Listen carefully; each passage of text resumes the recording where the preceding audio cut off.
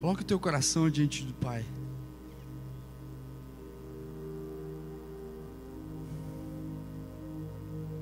Fala para Ele que você quer sair daqui diferente.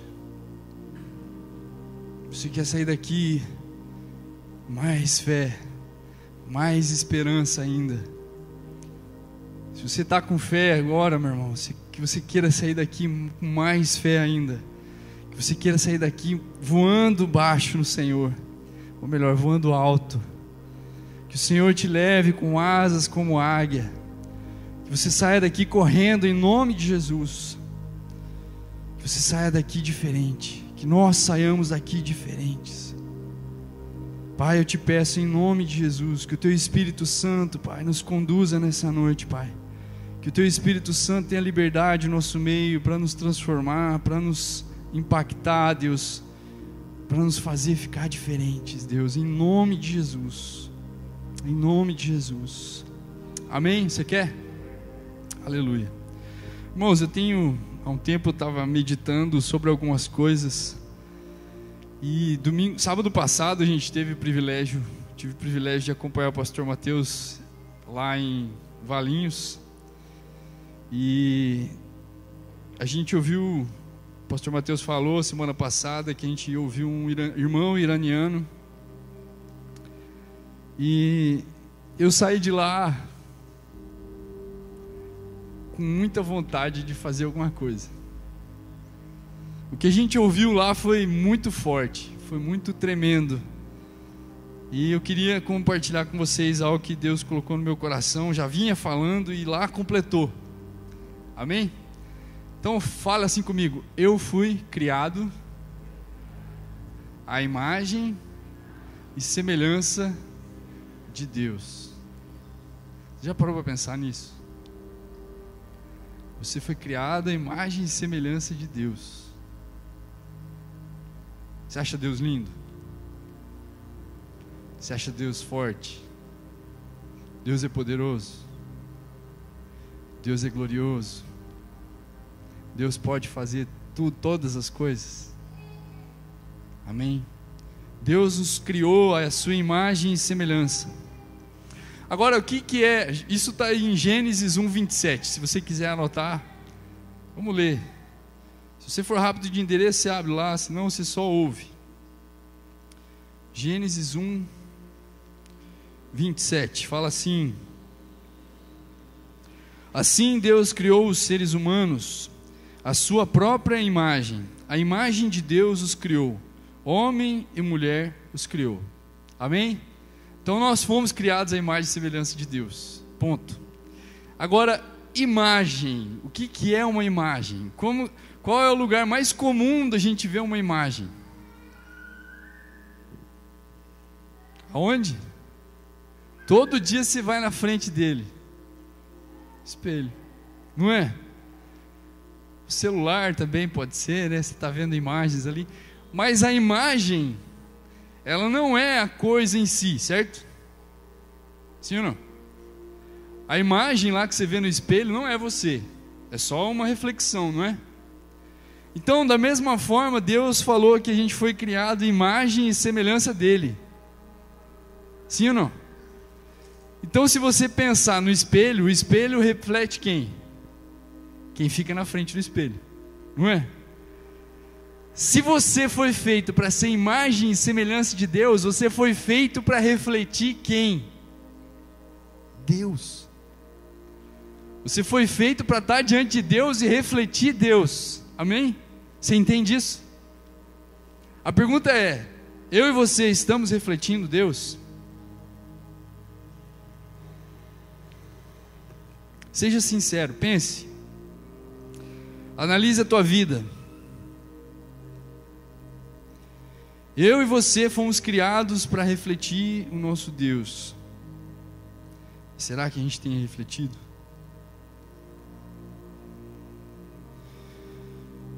Eu estava pensando sobre duas coisas. A gente pode ser religioso. Então repita comigo: religioso. Ou a gente pode ser discípulo. Isso, repita: discípulo. que você escolhe ser? Você escolhe ser religioso ou você escolhe ser discípulo? Discípulo. Servir. Agora, o que um religioso faz? Eu fui atrás do dicionário e eu descobri que o religioso é mais ou menos assim: faz tudo o que alguém manda fazer. Se alguém não mandar fazer, não faz. Mas se mandar fazer, ele faz. Isso é o religioso. Você ama uma regra. O religioso ama uma regra. Se não tiver regra, e agora? O que eu faço? Eu não sei o que fazer, porque não tem regra. Ninguém disse o que eu posso fazer, o que eu não posso fazer. Lascou. O religioso também, ele gosta de ser reconhecido pelos outros pela fé que ele tem. Puxa, eu vejo que você se veste de forma diferente, você só pode ser crente. Olha o jeito que você fala, você tem jeito de crente. E aí você fica faceirão. Ou então você anda com a Bíblia embaixo do braço. Ou você anda com camisa: eu sou de Cristo, fui salvo por Jesus. Qualquer camisa que te defina. Isso é ser religioso. Agora, o que é ser discípulo? Vamos ver. Você vai analisando a sua vida para ver onde você se encaixa. O discípulo, ele ama ler e ouvir para aprender algo novo. Ele ama aprender algo novo. Ele ama ler a palavra de Deus e ouvir o que Deus quer falar com ele. O discípulo, ele arruma maneiras de continuar fazendo aquilo que o mestre fazia. E aí? Onde você se encaixa? Você está religioso ou você está discípulo? Você está vivendo como um discípulo ou você está vivendo como um religioso? Amém? Agora, olha só que interessante. A gente falou que nós fomos criados para ser imagem e semelhança de Deus, certo? Só que aconteceu alguma coisa no meio do caminho aí, sim ou não? Alguém lembra da história? A gente acabou de ler Gênesis 1:27. O que aconteceu no Gênesis 3? O homem pecou, errou o alvo, não é? E aí o que aconteceu? Ele foi separado de Deus. E a partir do momento que o homem foi separado de Deus, o homem começou a se tornar religioso. O homem parou de olhar para a imagem dele, ou melhor, para quem ele deveria refletir, e passou a olhar para si mesmo. E quando a gente vê Gênesis, a gente vê que Adão gerou um filho à sua própria imagem. A sua imagem o gerou. Ele já não era mais gerado segundo a imagem de Deus, mas a imagem do próprio homem. E é natural que a gente procure olhar para alguém, sim ou não? A gente quer olhar para alguém para imitar. A gente procura alguém, puxa, essa pessoa, será que eu posso imitar ela? Será que eu quero imitar alguém? Só que às vezes a gente procura o lugar errado. Por isso que Jesus, ele veio e ele fez o quê? Várias coisas, né? Mas ele deixou discípulos. E ele falou, ó, vão e ensinem outros a fazer exatamente o que eu ensinei para vocês. Não é? Por quê? Porque Jesus sabe que nós somos imagem e a gente precisa imitar alguém. Amém? Agora olha só o que o apóstolo Paulo fala em 2ª carta aos Coríntios, capítulo 3, a partir do verso 15. Ou melhor, 14. Fala assim: mas a mente do povo estava endurecida, e até hoje, toda vez que a antiga aliança é lida, o mesmo véu lhes cobre a mente. E esse véu só pode ser removido em Cristo. Até hoje, quando eles leem os ensinos de Moisés, seu coração está coberto por um véu. Ou seja, a religião, ela cobre a gente como um véu, ela põe um véu na nossa frente. E você consegue enxergar alguma coisa através do véu? Não. Se você enxerga muito mal. E acaba que você fica se esforçando para enxergar pelo véu, até que aparece outra coisa mais interessante aqui que está sem véu, você passa a olhar para essa coisa mais interessante e esquece de olhar para onde estava o véu. Então, toda vez que a Bíblia é lida, muitas vezes, existe um véu. O véu da incredulidade. O véu da religiosidade. E esse véu, ele impede a gente de olhar para onde a gente deveria olhar. E faz a gente olhar somente uns para os outros. Não estou falando que é errado olhar uns para os outros, porque senão a gente não poderia fazer discípulos. Mas se eu e você não estivermos olhando em primeiro lugar para o nosso Deus, vai dar caca. Não vai dar certo. Amém? Isso, focado. Aí o apóstolo continua falando: contudo, sempre que alguém se volta para o Senhor, o véu é removido. Pois o Senhor é Espírito, e onde está o Espírito do Senhor, ali há liberdade. Portanto, todos nós, dos quais o véu foi removido, podemos ver e refletir a glória do Senhor, e o Senhor, que é Espírito, nos transforma gradativamente a sua imagem gloriosa, deixando-nos cada vez mais parecidos com Ele.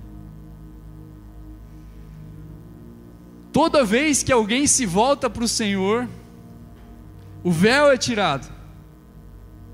E uma vez que o véu foi tirado, eu consigo ver e refletir. É interessante essa versão, porque tem algumas versões que falam só contemplar, e tem algumas versões que falam refletir. Essa versão ela fala as duas coisas, porque muito provavelmente o verbo no original deve ter esses dois sentidos, de não só você contemplar, como também de você refletir, certo? Então, Deus nos criou para refletir Ele aqui na terra, para andar como espelhos aqui na terra, refletindo a glória dEle. Só que primeiro eu preciso ver para depois refletir, amém? Só que se eu ficar só vendo, acontece alguma coisa? Não. Eu preciso refletir. E o refletir fala de comunhão. Refletir fala de andar, de congregar com as pessoas. Refletir fala da minha vida fora do quartinho, fora do lugar secreto. Quando Deus fala para eu entrar no meu lugar secreto, fechar a porta atrás de mim e orar, ali eu estou contemplando. Quando eu saio dali, eu estou refletindo, amém? Refletindo a imagem do Deus Todo-Poderoso. Que privilégio, sim ou não? Que glória! Toda vez que o véu é tirado. Agora, o que é converter? Quantos aqui são convertidos ao Senhor? Levanta a mão. Isso quer dizer então que você não tem o véu, certo? Isso quer dizer então que você pode contemplar o Senhor, sim ou não? Glória. Agora, o que mais quer dizer convertido? Você sabe me dizer? Mudança de vida, mudar de direção.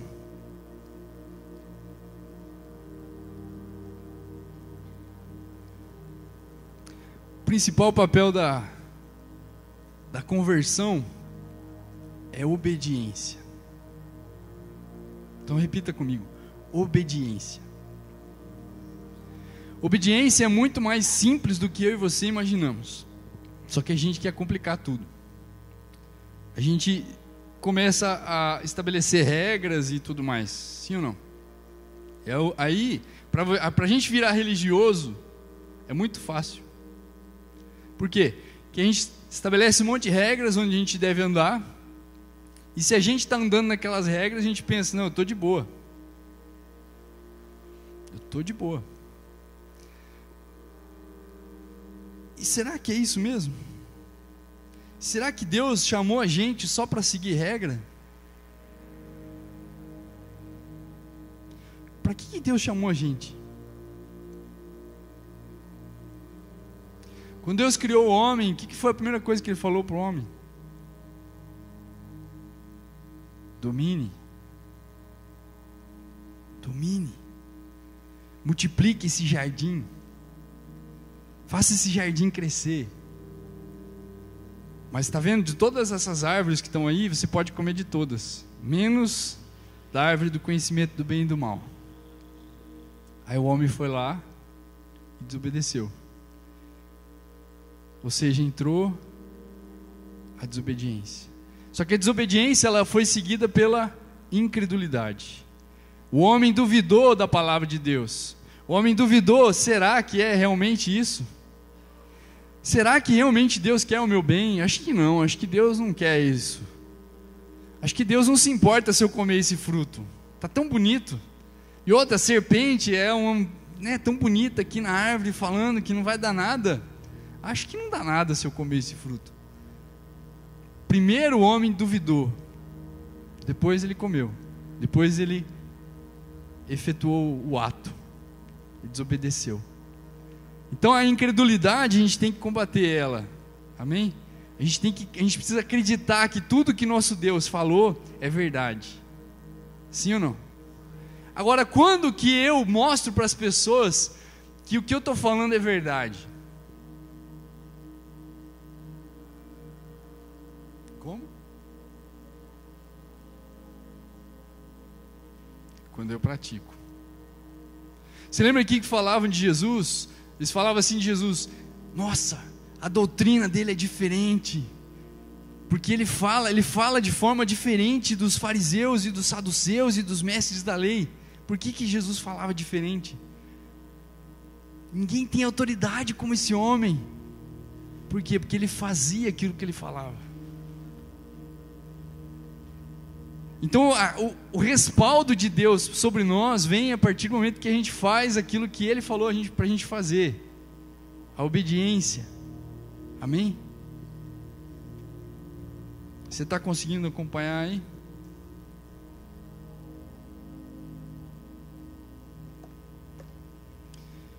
Agora no capítulo 5 de João, Jesus fala de novo isso. Ele falou algumas vezes que o filho tinha que imitar o pai. E Jesus, ele veio exatamente para mostrar como que o filho deve imitar o pai, sim ou não? Jesus é o Deus conosco. O próprio Deus veio para mostrar como que Ele queria que a gente fizesse, como que Ele espera que um filho haja. E no capítulo 5, no versículo 19, Jesus fala assim: eu lhes digo a verdade, o filho não pode fazer coisa alguma por sua própria conta. Ele faz apenas o que vê o pai fazer. Aquilo que o pai faz, o filho também faz. Pois o pai ama o filho, ele mostra tudo o que faz. Na verdade, o pai lhe mostrará obras ainda maiores que estas, para que vocês fiquem admirados. Ou seja, Jesus está falando aqui que tudo que o pai faz eu tenho que fazer, porque eu sou filho de Deus, sim ou não? Então eu e você fomos chamados para fazer aquilo que o pai quer que a gente faça, sim ou não? Então o que eu e você temos feito?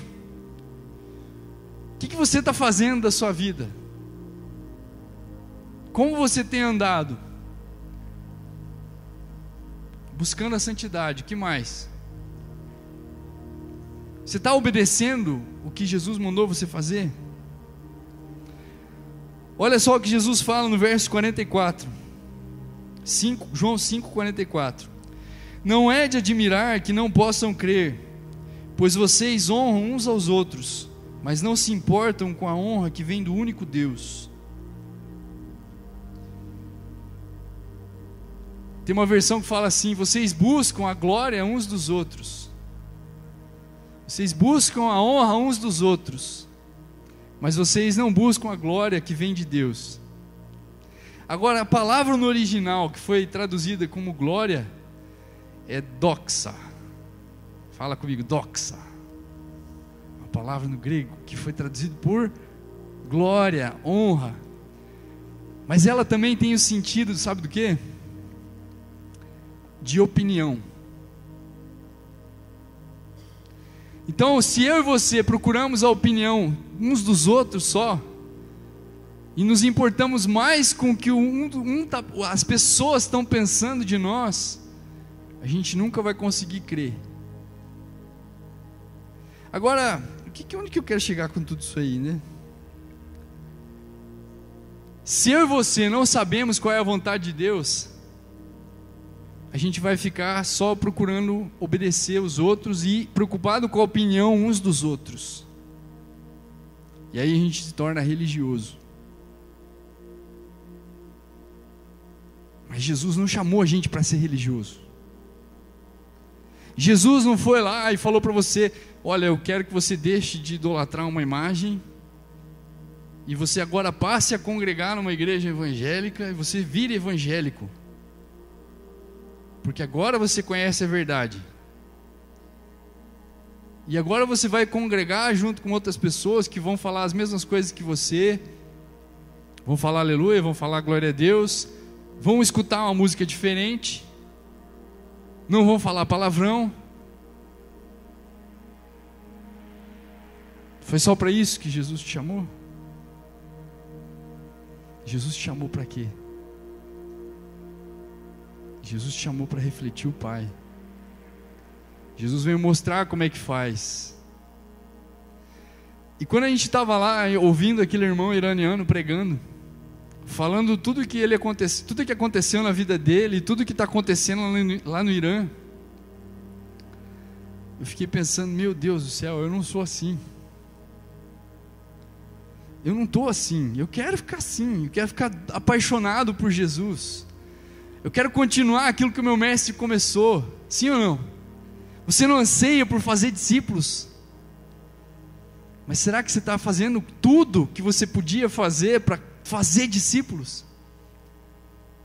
Você está realmente querendo mostrar a glória de Deus para as pessoas? Você está realmente querendo morrer para você mesmo e obedecer somente o Pai? Ou você está mais preocupado com a sua vida? E as tuas orações são só assim: Deus, me dá aquilo que eu tanto quero. Deus, faz isso na minha vida, porque eu quero. Deus, me dá um carro melhor. Deus, me dá um emprego melhor. Deus, faz isso, faz aquilo. E aí, quando você recebe uma bênção, você até agradece a Deus. Puxa, olha que bênção que eu recebi. Mas será que foi só para isso que Deus te chamou? Foi só para isso que Jesus morreu na cruz? Foi só para isso que Deus te criou? A vontade de Deus não parou no Éden, meu irmão. A vontade de Deus não parou quando Adão pecou. A vontade de Deus é de que o jardim seja expandido. A vontade de Deus é de que a igreja vá para fora. A igreja cresça, a noiva do Senhor seja expandida. A vontade de Deus é de que outras pessoas ouçam aquilo que Deus está fazendo na minha e na tua vida. De forma simples. Amém? O Senhor nos mostra a sua vontade, depois nos ordena que entremos em comunhão com Ele e que perguntemos quais são os detalhes dessa vontade. Essa foi uma frase que eu tirei de um livro do Bill Johnson, que eu li essa semana aí. Eu voltei de lá e fiquei pensando: Deus, eu preciso fazer alguma coisa, eu preciso mudar. Uma das coisas que aquele irmão iraniano perguntou, falou assim: você se importa se as pessoas que estão à tua volta estão indo para o inferno? Todo mundo levantou a mão. É claro que eu me importo. Você sabe o nome do frentista que abastece seu carro? Não. Você sabe o nome do caixa que te atende no supermercado? Não. Você sabe o nome do entregador de pizza? Não. Você sabe o nome da pessoa da farmácia que você frequenta constantemente? Não. E você está me dizendo que você se importa com ela? Você está me dizendo que você não quer que ela vá para o inferno? Você sabe o nome do seu vizinho?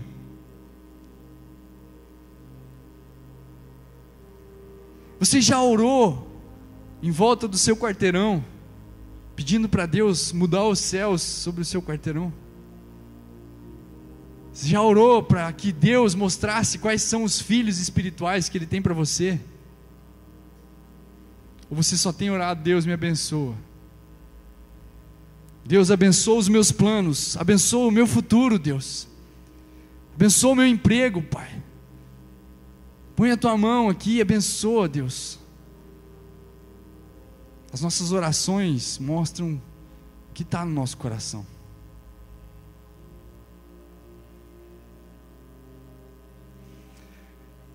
E eu pensei, o que eu vou fazer? Eu tenho que fazer alguma coisa. Eu comecei um jejum. Pensei, não, vou fazer uma semana de jejum. No segundo dia eu não aguentei. Mas no primeiro dia Deus falou comigo. Eu estava, antes de ler esse livro, Deus falou assim para mim: fica quieto e vem para a minha comunhão. Eu falando, Deus, o que eu faço? Eu queria tanto ouvir a tua voz, queria uma direção para a minha vida. Fica quieto e vem para a minha comunhão. E aí eu estou lendo o livro e está lá: Deus nos chama e nos revela a sua vontade, mas primeiro Ele ordena que a gente vá para o secreto, vá para a comunhão com Ele. E nessa comunhão Ele exige, Ele espera de nós que a gente pergunte para Ele: Deus, o que o Senhor quer que eu faça? Você tem feito isso? Deus, o que o Senhor quer que eu faça? Eu estou ganhando mais, o que o Senhor quer que eu faça com esse dinheiro?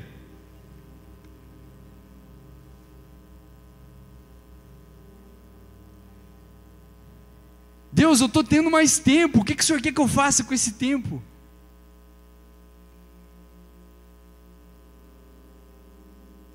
Será que a gente está perguntando? Ou a gente está só falando: Deus, abençoa os meus planos, porque eu é que sei os planos que eu tenho a meu respeito, planos de paz e não de mal, para dar o fim, ou melhor, para o Senhor dar o fim que eu desejo. Mas é assim que está escrito? É o Senhor que sabe os pensamentos que tem a nosso respeito. Amém? Não é você, meu irmão.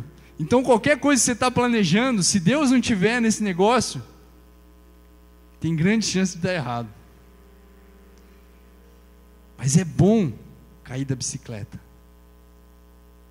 porque às vezes a gente precisa cair da bicicleta para parar, pensar e mudar a direção da nossa vida. Sim ou não? Deus nos ama e Ele quer o nosso fim agradável. Ele quer o fim que você no fundo deseja. Qual que é o fim que você deseja? Já parou para pensar qual que é o fim que você deseja? Ah, meu irmão, correr para os braços de Jesus, abraçar Ele, beijar Ele. Já pensou nisso? E não sozinho, mas correr com uma galera atrás de você, todos que você ganhou para Jesus. Maravilhoso, hein? E eu quero que você saia daqui nessa noite pensando nisso, sonhando isso, mas fazendo alguma coisa. E aí então Deus falou comigo no primeiro dia, eu continuei o jejum. No segundo dia eu pensei, tá bom, Deus já falou comigo, eu vou parar. A carne me venceu, né? Começou a me dar uma dor de cabeça, irmão, eu não aguentei, parei. Aí continuei lendo, falando com Deus. Deus, o que o Senhor quer que eu faça? Eu pensei, lembrei que o irmão lá tinha falado. Vocês, quantos aqui já oraram em volta do posto de gasolina onde se abastece? Quase ninguém levantou a mão. Eu pensei, vou orar em volta do prédio onde eu trabalho na Federal. E aí ele falou assim: ore, e se alguém te perguntar o que você está fazendo, fala que você está orando pelas pessoas ali. E aí eu cheguei cedo na Federal lá e tal, e fui, acho que foram 2 voltas, orando, pedindo: Deus, toca no coração dessas pessoas e tal, vem, visita esse lugar. Não tinha ninguém, né? Ninguém me viu. Daqui a pouco saí de novo, dei uma volta em volta do prédio orando: Deus, visita essas pessoas, me dá amor por esses jovens, eu quero ganhar pessoas aqui, abre os meus olhos para aqueles que são teus aqui. Outro dia veio, fui de manhã cedo de novo, dei uma volta no quarteirão. Isso acho que foi na quarta-feira. Dei a volta no quarteirão, não, em volta do prédio, orando e tal.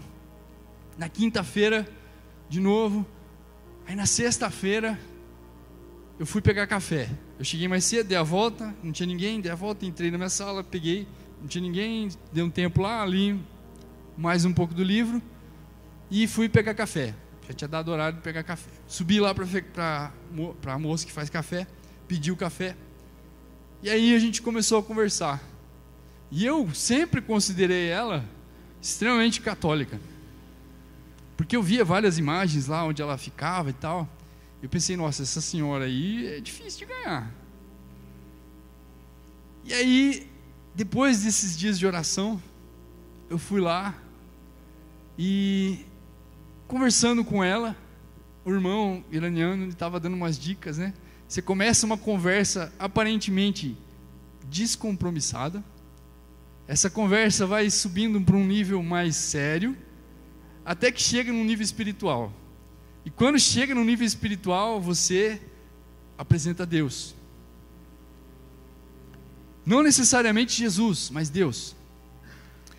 E aí foi isso que aconteceu. Essa mulher, no meio da conversa, começou a falar, não, porque eu era católica, mas eu já fui católica, já fui espírita, e agora eu sou de Deus. Olha só, a oração tem poder, irmão.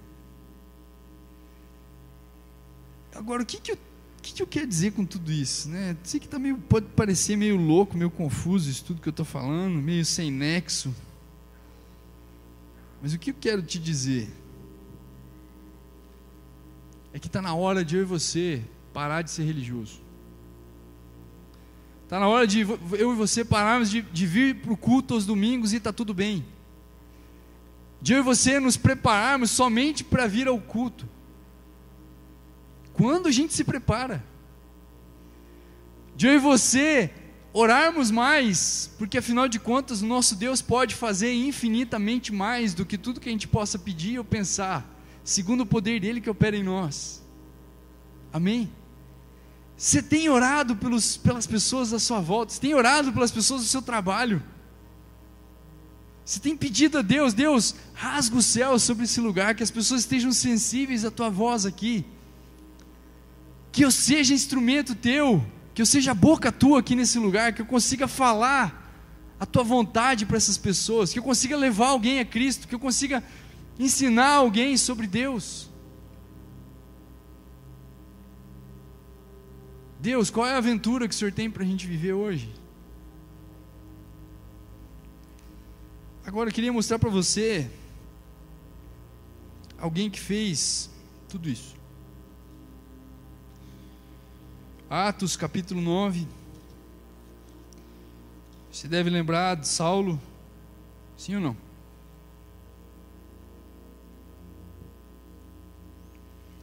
A palavra de Deus fala assim, Atos capítulo 9, versículo 1.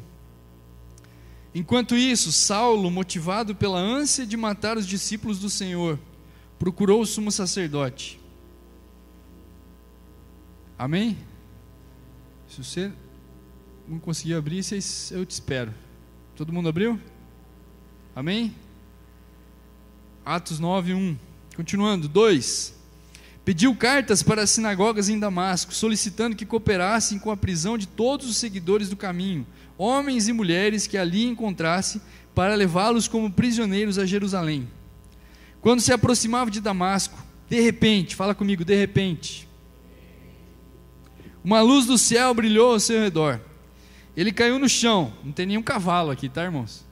Quantos já ouviram falar que Paulo caiu do cavalo? Não tem nenhum cavalo aqui. Paulo caiu no chão e ouviu uma voz lhe dizer: Saulo, Saulo, por que você me persegue? Quem és tu, Senhor? Perguntou Saulo. E a voz respondeu: Sou Jesus a quem você persegue. Agora levante-se e entre na cidade, onde lhe dirão o que fazer. Os homens que estavam com Saulo ficaram calados, de espanto, pois ouviram uma voz, mas não viam ninguém. Saulo levantou-se do chão, mas ao abrir os olhos estava cego. Então o conduziram pela mão até Damasco. Lá ele permaneceu cego por 3 dias, e não comeu nem bebeu coisa alguma. Havia em Damasco um discípulo chamado Ananias. O Senhor o chamou numa visão, Ananias. Ou melhor, o Senhor o chamou numa visão. Ananias. Sim, Senhor, respondeu ele. O Senhor disse: vá à rua direita, à casa de Judas. Ao chegar, pergunte por um homem de Tarso chamado Saulo. Ele está orando neste momento. Mostrei-lhe numa visão um homem chamado Ananias, chegando e impondo as mãos sobre ele para que voltasse a enxergar. Ananias, porém, disse: Senhor, ouvi muito a fama desse homem, coisas horríveis falaram dele, que esse homem vem fazendo ao teu povo santo em Jerusalém, e ele tem autorização dos principais sacerdotes para prender todos que invocam o teu nome. O Senhor, no entanto, disse: vá, pois Saulo é o instrumento que escolhi para levar minha mensagem aos gentios e aos reis, bem como ao povo de Israel. Eu mostrarei a ele quanto deve sofrer pelo meu nome. Até aqui por enquanto. Aqui a gente tem duas pessoas, basicamente. Quem são? Ananias e Paulo, os principais aí, né? Pelo menos os nomes que a gente tem são esses dois. Paulo, a gente começa com Saulo, certo? Saulo, você descreveria ele como? Assassino, perseguidor, perverso. Sabe como que eu descrevo ele? Religioso. Paulo, ou melhor, Saulo, era um religioso. Sabe o que a religião faz, meu irmão? A religião mata discípulo. Se você se tornar um religioso, você não vai fazer discípulos. E você não vai ser um discípulo. Porque a religião deixa estéril. A religião veio para matar discípulos. Foi isso que o Paulo fez. Paulo era um religioso. Diga comigo: eu não quero ser religioso. Continuando. Saulo, então, ele vai, pega cartas para matar a galera, para mandar prisão e tudo mais. Sim ou não? No meio do caminho, quem que aparece para ele? Jesus. Quem teve encontro com Jesus? Sabe o que aconteceu no seu encontro com Jesus? Mas sabe o que mais aconteceu? Você ficou cego. Você ficou cego, sabe para quê? Para a sua velha vida. Deus tirou a visão de Saulo. E isso é profético, meu irmão. Nada na Bíblia é à toa. Deus está mostrando que para você sair da religião, primeiro você tem que ficar cego. Você tem que ficar cego para tudo aquilo que te atraía, tudo aquilo que fazia você se definir como cristão. Ser cristão é ser imitador de Cristo. Não é ler a Bíblia somente, não é ter uma cultura evangélica, não é vir ao culto aos domingos, não é só ouvir gospel. Não é isso. Amém? Paulo ficou cego.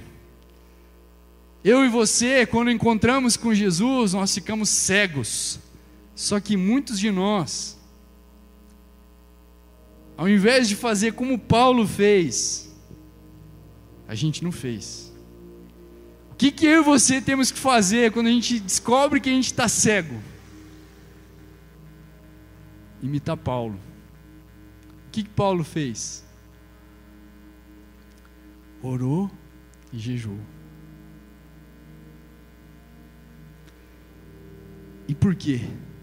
Porque ele tinha acabado de ter um encontro com o Senhor da vida dele. Ele tinha acabado de ter um encontro com um homem que ia mudar a vida dele, que ia mudar a história dele, que morreu por ele, que derramou o sangue dele na cruz para dar uma vida nova para ele. E agora, esse homem apareceu para ele. E esse homem quer aparecer para nós, todos os dias. E quer nos ensinar. Quer falar assim para você: fica quieto e vem para a minha comunhão. fica quieto e vem aprender de mim. Porque eu é que sei os pensamentos que tem a teu respeito. Eu é que sei para que você existe. Eu é que sei por que eu te criei nesse mundo. Amém? Você está refletindo às vezes uma coisa que não é você, meu irmão. Às vezes você pode estar refletindo alguém que você não foi criado para ser. Você já parou para pensar nisso? Quem você está refletindo? Quem eu estou refletindo? Paulo orou e jejuou. Então uma boa dica para mim e para você é orar e jejuar até que o Senhor responda o que Ele quer de mim, o que Ele quer que eu faça, aonde o Senhor quer que eu vá.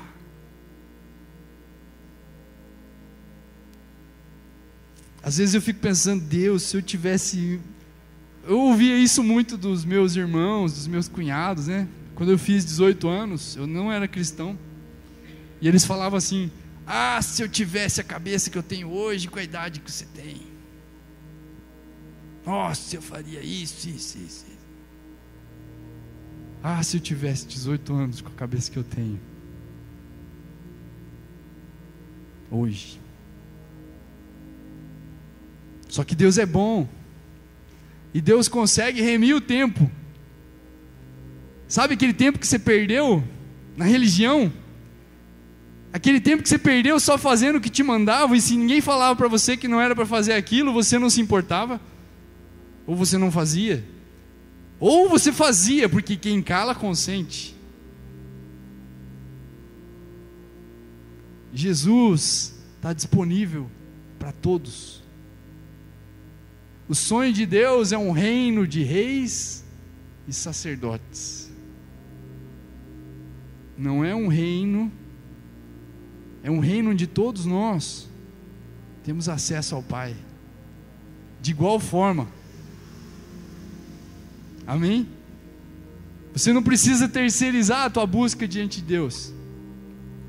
Você não precisa pedir para outros buscarem Deus por você, para que você ouça o que deve ser feito. Isso o povo fez lá no deserto. Sim ou não? O povo saiu do Egito, Deus queria falar com o povo não fale Deus conosco. Fale Moisés. A gente não quer ouvir Deus. E hoje a gente está do mesmo jeito. Não, eu não quero ouvir Deus. Eu quero ouvir o pastor. Se o pastor não falar nada para mim, eu não vou fazer nada. Se o pastor não falar que eu tenho que buscar Deus, eu não vou buscar. Se o pastor não falar que eu tenho que vir na vigília, eu não vou vir na vigília. Se o pastor não falar que eu tenho que orar, eu não vou orar. Irmãos, a intercessão, a gente chama de ministério de intercessão, mas o ministério de intercessão é para todo mundo. Ou seja, todo mundo foi chamado para orar. A oração é a coisa mais básica da vida de um crente. Você sabia disso? Só que a gente fala que acredita nisso, mas a gente não ora. E eu estou falando isso por mim, irmão. Eu estou falando isso por mim porque essa semana eu comecei a orar pelas pessoas do prédio onde eu trabalho. Essa semana eu comecei a andar em volta. E aí você fica pensando assim, mas por quê? O que tem a ver andar em volta, né? Ah, vou andar em volta do prédio, isso vai fazer mais efeito na minha oração. Não sei, irmão. Sabe que uma coisa que eu sei? É que eu quero fazer qualquer coisa para agradar o meu Senhor. Eu quero fazer qualquer coisa para que a vontade dEle seja feita. Eu quero fazer qualquer coisa para ver Deus operando lá.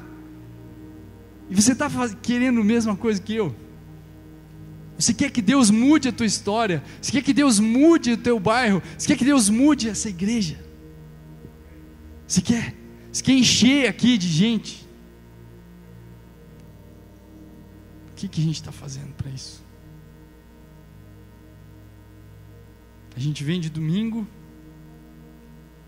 cumpre as escalas, todos nós temos escalas, e a gente pensa, estou servindo a Deus. Misericórdia. Uma das coisas que o irmão lá falou foi o seguinte, que quando eles saem lá para evangelizar, na verdade não sei se ele falou ou se eu vi no filme deles, mas quando eles saem para evangelizar, eles oram. E os líderes que passam mais tempo orando, de 2 a 4 horas, são os que têm maior êxito. E ele contou que um dia ele estava orando, pedindo, falando com Deus e tal, orando lá, e Deus deu um endereço para ele. E ele foi nesse endereço, chegou lá, tinha um homem chorando. E ele chegou, conversou de uma forma boba, perguntou o que está acontecendo e tal. O cara já foi se abrindo. Ele falou: meu Deus pode mudar essa situação. Mas Deus começou tudo.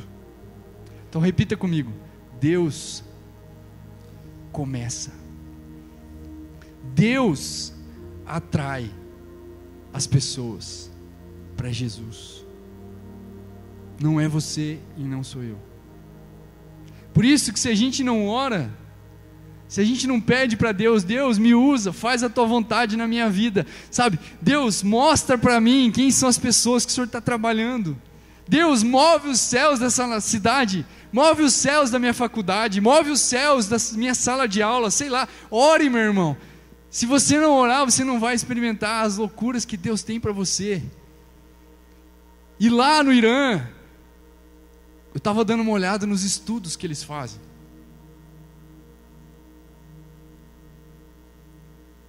Os estudos começam com: você sabe que se você pode morrer por seguir a Cristo?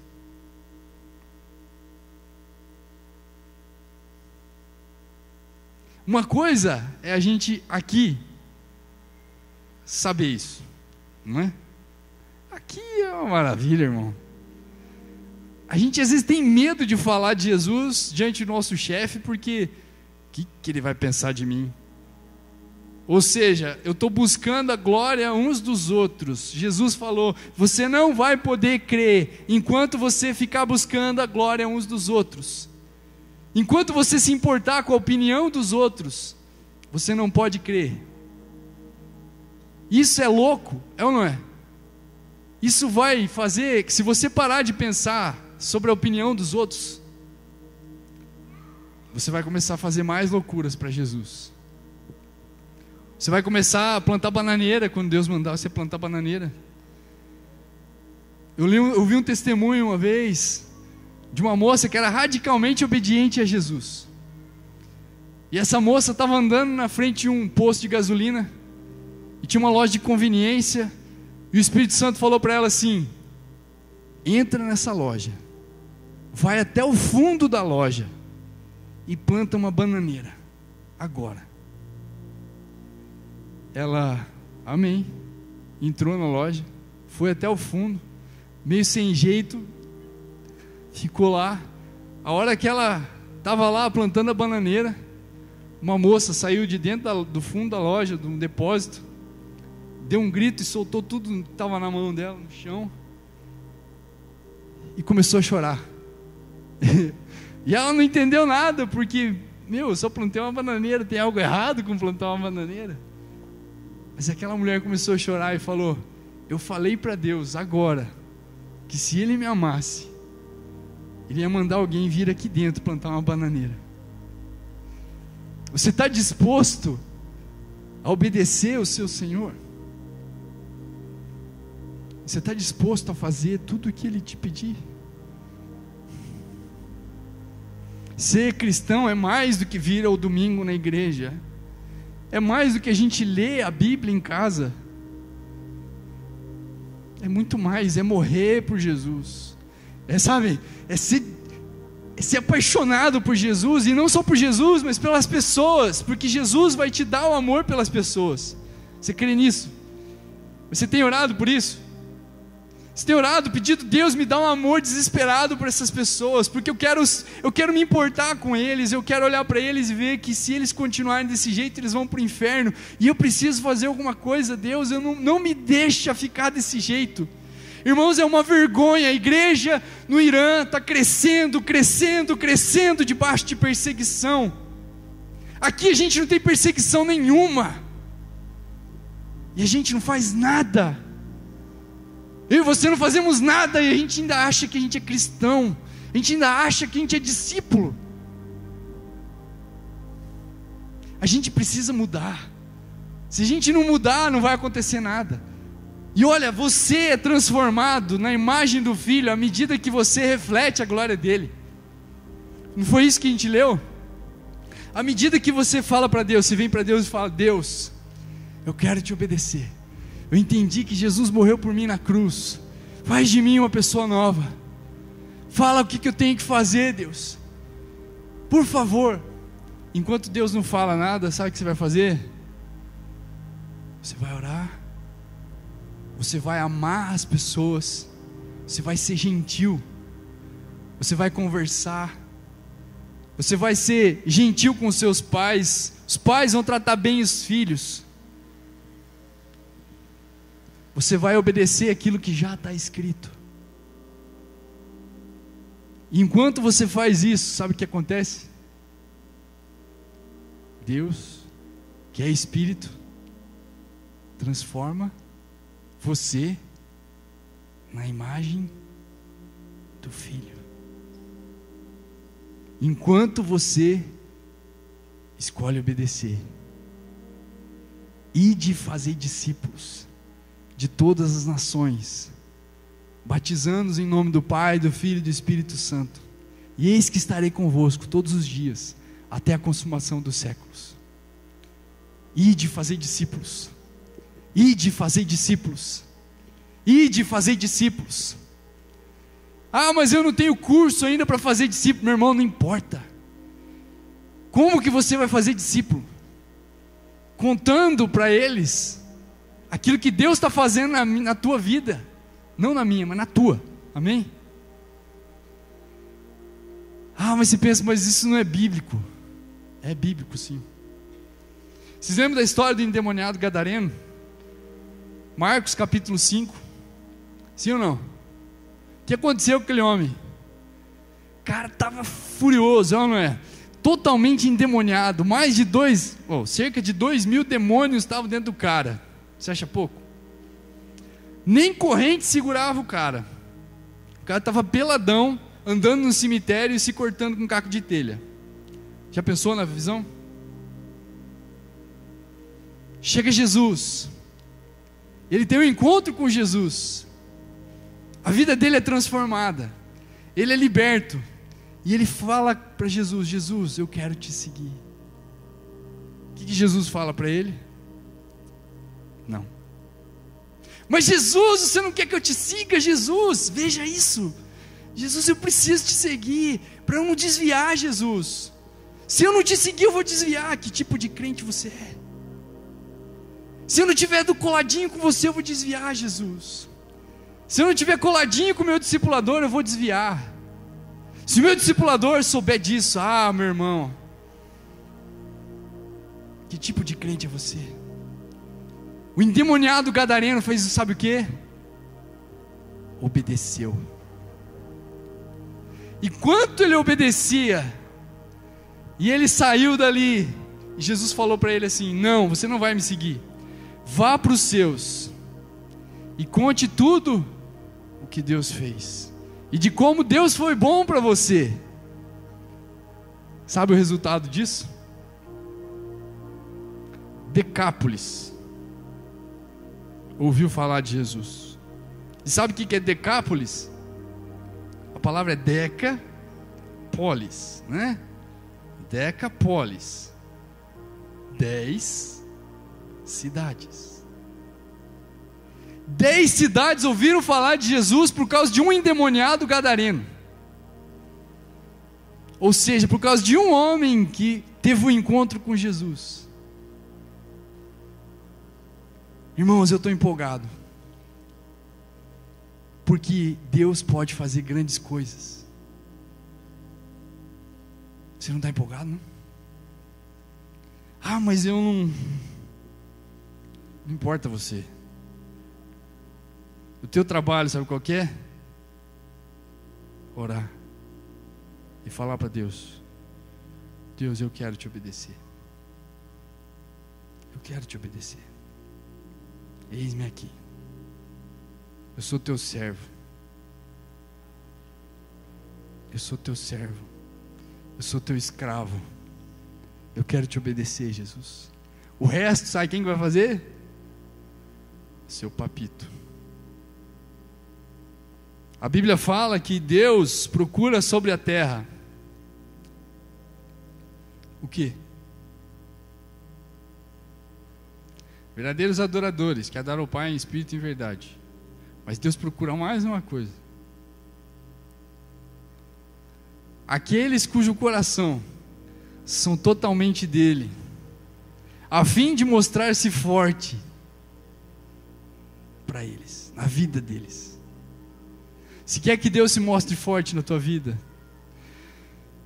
eu tenho pensado, o pastor Jamê, a gente teve um encontro com ele um tempo atrás, e ele falou assim: vocês têm tudo o que vocês precisam.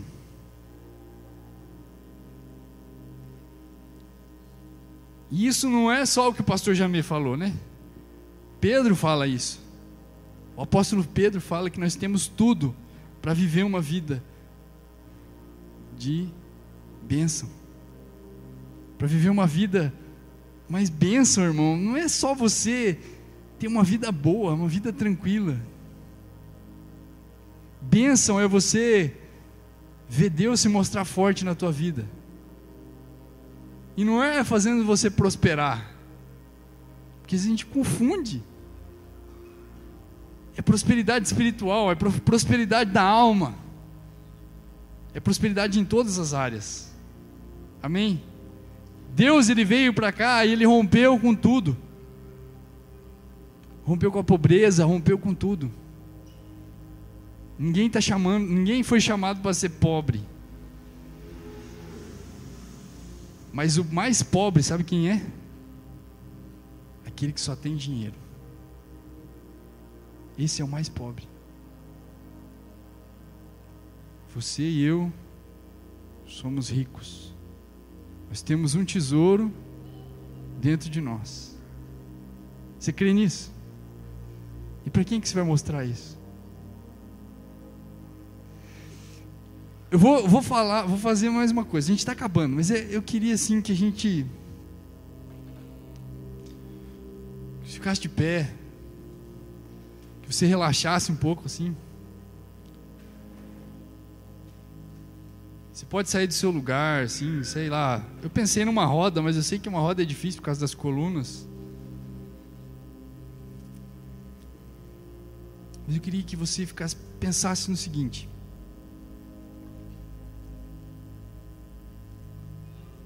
você tem tudo o que você precisa, amém? Você tem tudo para ter uma vida de piedade. Você tem tudo para ter uma vida que vai gerar outras vidas. Você tem tudo. Só depende da tua escolha. Hoje, qual é a tua escolha? O que você escolhe hoje? Você escolhe ser um religioso? Ou você escolhe ser um discípulo? O discípulo vai viver aventuras com Jesus. Amém?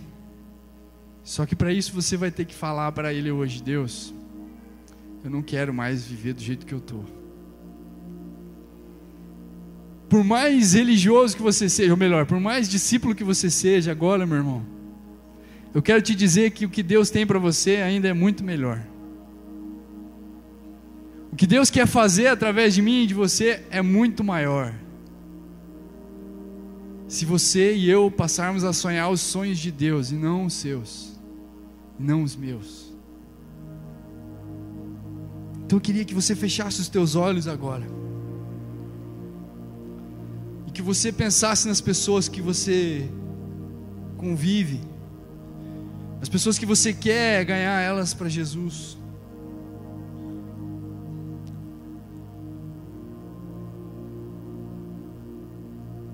Coloque diante de Deus essas pessoas.